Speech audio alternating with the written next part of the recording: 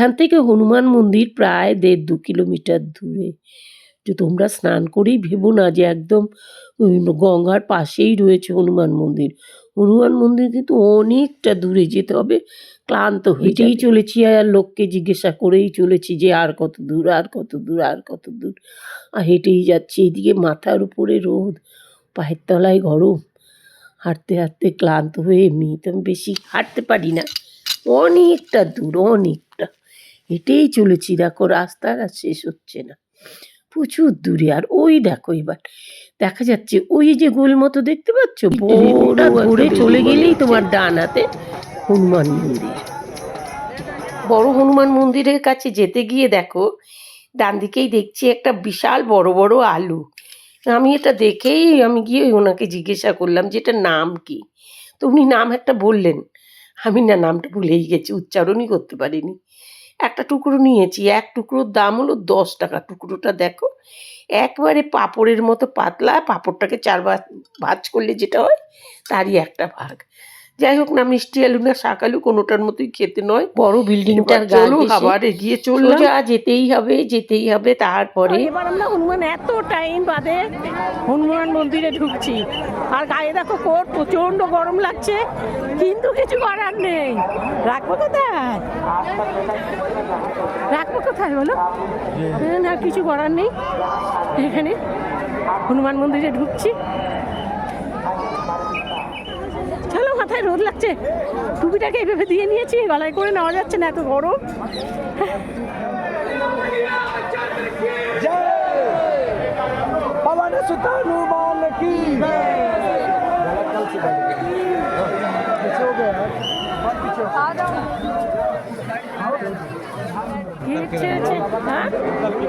Uncle हम पहले चलो অনেক কষ্টে এই গেট খুলেছে। এবার যাওয়ার ধাক্কা ধাক্কি যেটা হয় আর কি, কোথাও গেলে ধাক্কা ধাক্কি সেটাই চলছে। ধাক্কা ধাক্কির জন্যই তো যাওয়াটা অসুবিধা হয়ে যায়। নর্মালভাবে চলতে থাকলে এই অবস্থাটা হয়ই না। দেখো লাইন দিয়ে সোজাভাবে গেলে কিন্তু মন্দিরে পৌঁছে যাওয়া যায়, এমন ওরা গেটের পাক রেখেছে। একবার যাও, আবার ওই দিক দিয়ে ঘুরে আসো, আবার ওই রাস্তাটাই ধরে যাও, আবার আসো। মানে একটা শুধু মাঝখানে একটা লোহার ব্যারিকেডের ডিফারেন্স, শুধু একই রাস্তায় বারবার যাও আসো, যাও আসো। মাথার উপরে এত রোদ, তার মধ্যে গেটটা দিয়েছে বন্ধ করে। এখন আর গেটটা বন্ধ, এখন যে কত টাইম এখানে দাঁড়িয়ে থেকে থেকে থেকে থেকে ক্লান্ত হতে হবে। আমার তোর বাবাকে দেখে ভয়, কারণ তোমাদের কাকু হয়তো ক্লান্ত হয়ে বসে যাচ্ছিল, বলছে আমি পারছি না। যাই হোক কোনোভাবে দিয়ে এখন মন্দিরের মুখটা দেখতে পেলাম, অনেকটা কাছে এসেছি মন্দিরে। মন্দিরের চারধারে পরিবেশটা দেখো, এইরকম একটা লম্বা টানা ঘর রয়েছে।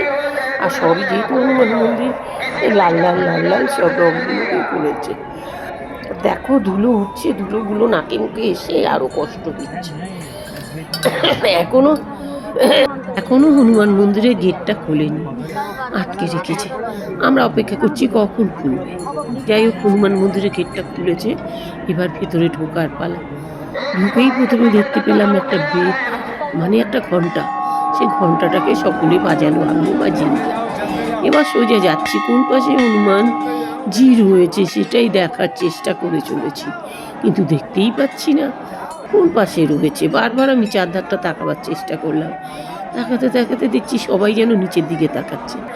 আমিও সেই জায়গা দিয়ে নিচের দিকে তাকালাম। নিচের দিকে তাকিয়ে দেখছি নিচে একদম অনেক অনেক নিচে হনুমানজি শুয়ে আছে, আর উপর দিয়ে এরকম নেট করা। তাই তোমাদের আমি ক্লিয়ার কি করে দেখাবো বলো? এত কষ্ট করে গেলাম দেখার জন্য, কিন্তু আমরাই ক্লিয়ার দেখতে পাইনি।